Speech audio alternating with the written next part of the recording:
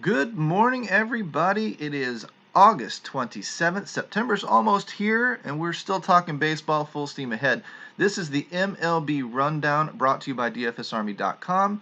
One-stop shopping, all things daily fantasy sports. I'm your buddy Choppadong. I am senior content creator and coach at DFSArmy.com. I have a coupon code that gets you a 20% off monthly discount to our VIP package. If you are so inclined, it'll be down there in the comments section.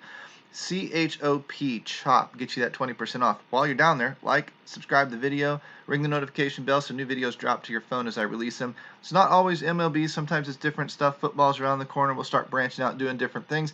But for right now, we're in a nice rhythm, in a nice winning routine with the MLB rundown. So let's dive in and show you the process once again. Using the research station, if you're not familiar with where it is, MLB tab unlocks all of our tools: research station, leverage stacks, chalkboard, starting lineups page, everything that you want. I'll go into the leverage stacks here at the end again today, but what we're going to do is the same process that we do. Hyper simple, building lots of lineups. Who are we going to focus on and why? We've got a little section that we love to use over here to the right. So I'll go into the starting pitching matchups tab first. I will scroll over. Since we've got, the goofy starts today and whatnot, we've got all the teams marked off that we need to have marked off, so we don't need to worry about that. Usually we uncheck the teams that aren't on today's slate. But now, K-score for the new guys, you can sort that by descending order. If you're looking for good quality pitchers, you're going to use a combination of K-score, Vegas odds, and price. Max Scherzer is going to jump to the top with a big K-score. What is K-score? K-score is simply a high strikeout pitcher facing a team that tends to strike out. It's that simple. You combine those two matchups together and you've got a great matchup for the pitcher. Sometimes you've got a low strikeout pitcher facing a high strikeout team, or a lower strikeout pitcher, a higher strikeout pitcher facing a lower strikeout team. All of those two sliding factors mesh together and give you one overall score that should show you the better matchup for strikeouts. Being that strikeouts are both your floor and your upside in DFS, it's a good metric to use. I don't know that I would say you need to be all in on Max Scherzer, but look at the drop-off in K-score in the matchups these other guys have. They're significantly weaker, okay? The other thing I do when I'm looking for bats to stack is I will sort by ascending order and push all the bad pitching to the bottom. What is W-score? W-score is using WOBA. WOBA is weighted on base average, a very catch-all metric. Of course, players that don't tend to make outs, but WOBA is not just batting average or on-base percentage. It also has a slugging or ISO factor in it that rewards power. So if somebody hits a double, it's worth more than a single in WOBA. Hits a triple, hits a home run, it's worth more than a single or a walk in WOBA. So we've got that on-base component, but we also have the power component, which makes it a very, very good statistic to use. WOBA score shows me the pitcher in this tab, shows me the pitcher allowing WOBA. If he allows a high WOBA, he gives up a lot of hits and he gives up a lot of doubles and triples, and that leads to runs. Facing teams that also hit for high WOBAs, which means they hit for power, they score a lot of runs. I'm looking for the high number here, kind of the opposite of K-score. I'm looking for the high number here for bats to potentially stack against these high W-score pitchers. 616 is pretty high, 596, 547 are all pretty high. I may scan across this all red. I'm going to love me some Spencer Howard today when it comes to stacking the offense against him. I'll go into those other factors some other day, but I don't want to see a lot of greens in these pink and red W scores. So somebody with all red across the bottom is going to be somebody that I'm going to be very, very interested in stacking against. Now, the rest of the industry probably sees it too. I'll look at those bottom 4 or 5 teams most days. That would be the Mets, the Nationals, Twins, the Athletics, and the Blue Jays. Those are going to make up the core of my stacks. I'll have exposure to other teams, but this is going to be where I'm going to put most of my weight today. Okay? Now, we'll go into the batting matchup tab. You need to write those down, rewind the video, and go write those down. It's pretty simple to do. It doesn't take you long. I'm taking time in explaining this for newer viewers, which is great. Glad to have you. Thank you for stopping in. I sort the W score in the batting tab by descending order to bring all of the good bats to the top. This is a player hitting for a high WOBA over a larger sample size of a year and a half, facing a pitcher that struggles with WOBA against. So again, it's a good spot for the bat. Specifically, the New York Mets today. That's why they were at the first stack when we were looking at the pitchers, they were down there in that bottom area. They're also going to be confirmed as good bats. All of their individual hitters have high W scores. Washington's in here again. You're going to see Toronto start to filter in. So again, those stacks are kind of checking out. Sometimes we will get a pitcher that's, maybe fifth or sixth from the bottom, and the bats do show up on this page, so it gives us another stack to look at. But most of the time, it just kind of double confirms or double checks the fact that those bats are in a good spot. So the Mets, the Nationals, and the Blue Jays are in good spots. Those are going to be stacks that I'm going to be very, very high on today. But what I do is I go back over here. I don't know if we'll be able to do it today on a little bit smaller slate, but we'll try it anyway. I'm going to set a filter. Did you know this tool is filterable?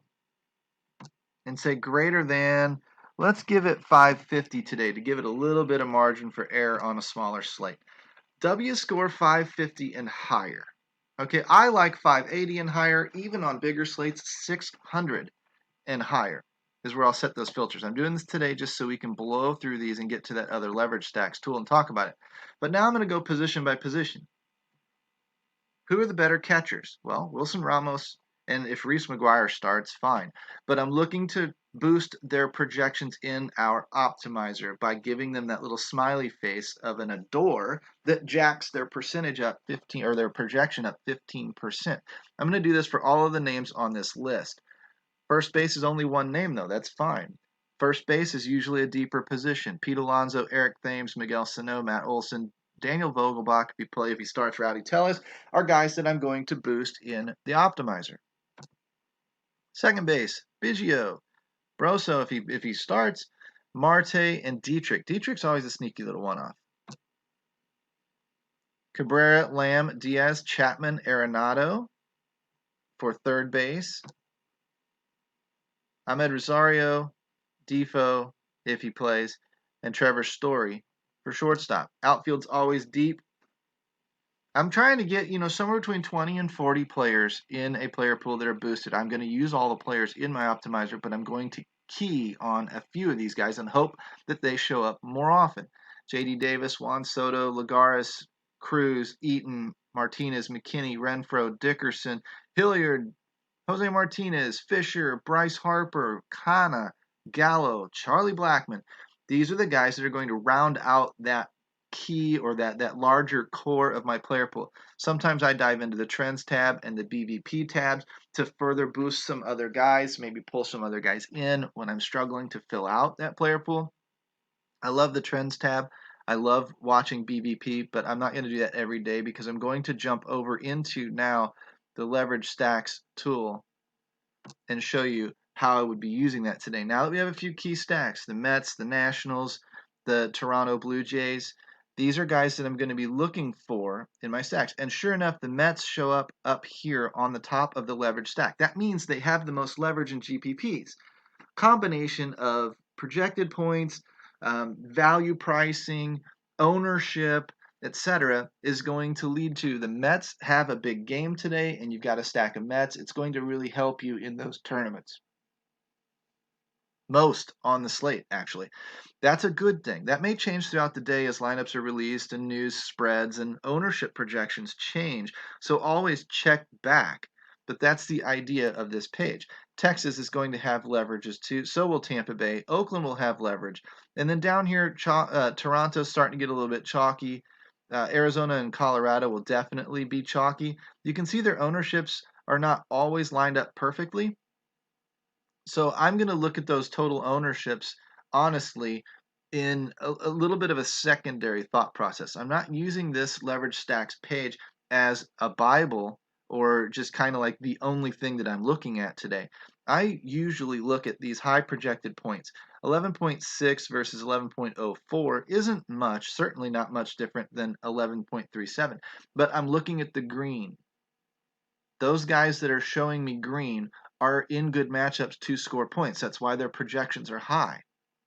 Now I'm going to be looking at who double greens or who's carrying, mediocre ownership. That's where I'm typically finding my leverage. I find something like this, 55% owned as a team. Oakland's going to be a little bit chalky. Now, I know they're higher on this leverage stack list, but I will probably decrease my ownership to Oakland a little bit. I will decrease my ownership to Boston a little bit today. I will certainly decrease it to Arizona and Colorado. I won't necessarily see this low ownership and just jump on it and say, I got to have all the Baltimore. That's not how I use this tool. I'm using these different parts in conjunction with each other to sort of tell me a story that I think might play out. Now, will it? I don't know. Baseball's volatile. It changes every day. Teams that are supposed to do great don't. Teams that don't or do whatever. But I'm looking generally for high projected points and lower ownership. That's going to give me green in both columns. So the New York Mets I'll be very high on today. The Tampa Bay Rays I'll be very high on today. To a certain degree, the Blue Jays. And coincidentally, these are the teams, along with the Washington Nationals, wherever they went to, these are the teams that were showing up in our stacks against the bad pitching. It just so happens that whatever we're using to look at these guys, the industry is not. The industry is not focused on them for other reasons. They may be looking at high IRT, Vegas numbers, whatever else, which is great. And it may work for them too. But as long as I pick a method and stay within that method, and that method makes sense, now I've got a repeatable process I can do daily that will lead me to the promised land at some point. Now, hopefully, it leads me to the promised land more often than it does not. And if I go a week or 2 weeks or 3 weeks and this doesn't seem to be working, I'll make adjustments and tweaks. But right now, it's working, so I'm staying with it. I'm going to focus on those bats that I showed you in the research station, position by position. I'm going to focus on these teams for most of my stacks. If I want 2% or 4% of, Colorado, I might want 25% of the New York Mets if I build 100 lineups. If I'm building only 3 lineups, I'm probably going to have 2 Mets stacks today and maybe a Tampa Bay, maybe an Oakland, maybe something like that, right? Or maybe a Toronto. I probably won't have any need for the Detroit Tigers or the Colorado Rockies today because they're not going to generate me that much leverage. But if I start building 20 lineups, I start thinking about it because what if? If I build 100 lineups, I'll definitely be thinking about what if? And I'll have small shares of those teams in case they go off. Then I at least have something that might do some damage in a tournament with a few of my, my pocket change, my spare pieces of my lineups. But the bulk of my lineups are going to be centered on the teams that I think are going to do the most damage and create the most leverage to get me not only up that leaderboard, but way up near the top. Learn to build that way. You'll become a better player. Remember, you don't have to be right every time, especially in baseball. But you do have to be really, really right some of the time. As long as you can live with that, most people go 3 days, 4 days and think, oh, I suck. This isn't working for me. That's wrong. As long as you can be okay with only being really, really right some of the time, you can do very, very well in daily fantasy sports. Any sport, any tool, any coach, anything, I can unlock it for you.